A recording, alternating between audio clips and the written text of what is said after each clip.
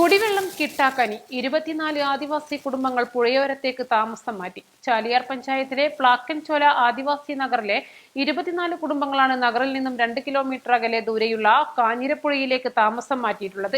3 ദിവസം മുൻപാണ് കുടുംബങ്ങൾ വീടുകൾ വിട്ട് പുഴയോരത്തേക്ക് എത്തിയത്.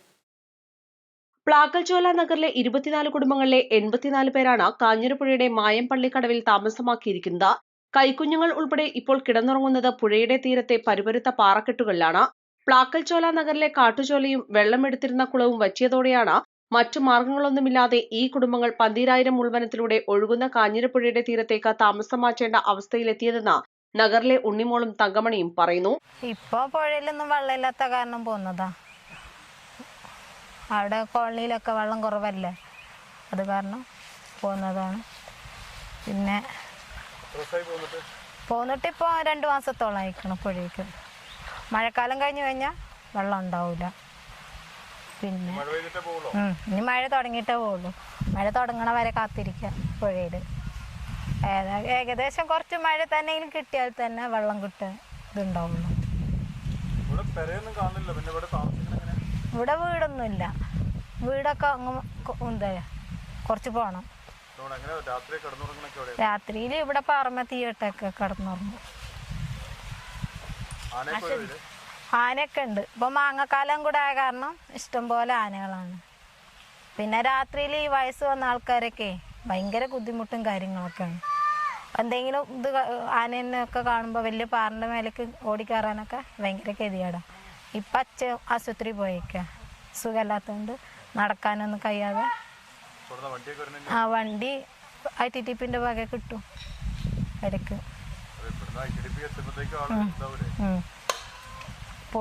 പോയിക്കണ് അതല്ല ആശുപത്രിയിൽ രാവിലെ.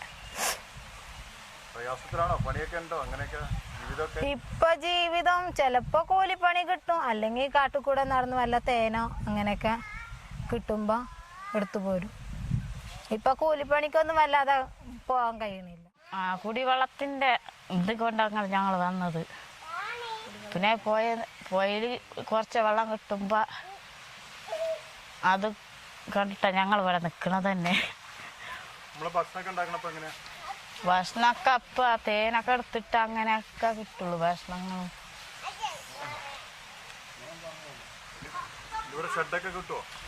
ഷെഡൊന്നും കിട്ടില്ല. ഞങ്ങളിപ്പോ പ്ലാസ്റ്റിക്കൊക്കെ പൈസ കൊടുത്ത് വാങ്ങിയിട്ട് കൊണ്ടുവരിക. ചെറിയ കുട്ടികളൊക്കെ സ്കൂളിൽ പോകുമ്പോ ഇവിടെ നിന്ന് കൊണ്ടാക്കാൻ ഭയങ്കര ഇടങ്ങാറാ. അതിന്റെ ബുദ്ധിമുട്ട് വേറെ ഉണ്ട്. ആകെ ബുദ്ധിമുട്ടില്ല. ഇവിടെ 10ാം ക്ലാസ് പഠിക്കണ കുട്ടികൾക്ക് ഇവിടെ ഇങ്ങനെ ജോലിയൊന്നും കിട്ടണില്ലേ. ഭയങ്കര ഗതികേടാ.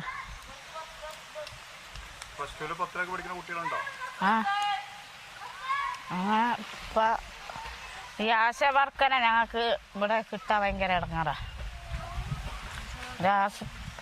ആശുപത്രി പോകുമ്പോ ഈ വണ്ടി ഇതൊക്കെ കിട്ടുമ്പോ ഭയങ്കര ബുദ്ധിമുട്ടാ. ഇപ്പൊ അങ്ങനെ ഇതൊന്നും ഇല്ല. ഇപ്പൊ കുറെയൊക്കെ വണ്ടിയാ കിട്ടുന്നുണ്ട്.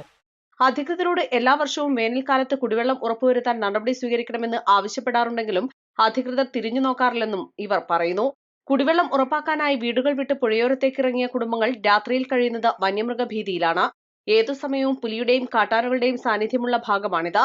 തങ്ങളുടെ നായ്ക്കളെ പുലി രാത്രി പിടിച്ചുകൊണ്ടുപോകുന്നതായും ഇവർ പറയുന്നു. മാമ്പഴ സീസൺ ആയതിനാൽ കാട്ടാന ശല്യവുമുണ്ട്. രാത്രികാലങ്ങളിൽ കാവലിനായി ഇവർ തങ്ങളുടെ വളർത്തു നായ്ക്കളെയും പുഴയോരത്തേക്ക് കൊണ്ടുവന്നിട്ടുണ്ട്. പുഴയോരത്തേക്ക് താമസം മാറ്റിയത് കുട്ടികളുടെ പഠനത്തെ ബാധിച്ചിട്ടുണ്ട്. രോഗബാധിതരായ പ്രായമുള്ളയാളുകളെ 2 കിലോമീറ്റർ ദൂരം എടുത്തുകൊണ്ടുവന്ന ശേഷം വേണം ആശുപത്രികളിൽ കൊണ്ടുപോകാൻ.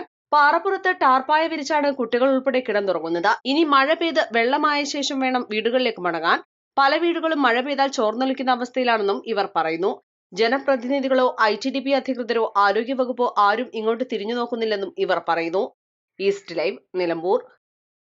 വെഡിംഗ് ആഭരണങ്ങൾ, ലൈറ്റ് വെയ്റ്റ് ഡെയിലി വെയർ ആഭരണങ്ങൾ, ഡയമണ്ട് ആഭരണങ്ങൾ എന്നിവ ഏറ്റവും കുറഞ്ഞ പണിക്കൂലിയിൽ നിങ്ങൾക്ക് സ്വന്തമാക്കാം. Haya gold and diamonds, Bandoor and Elankur.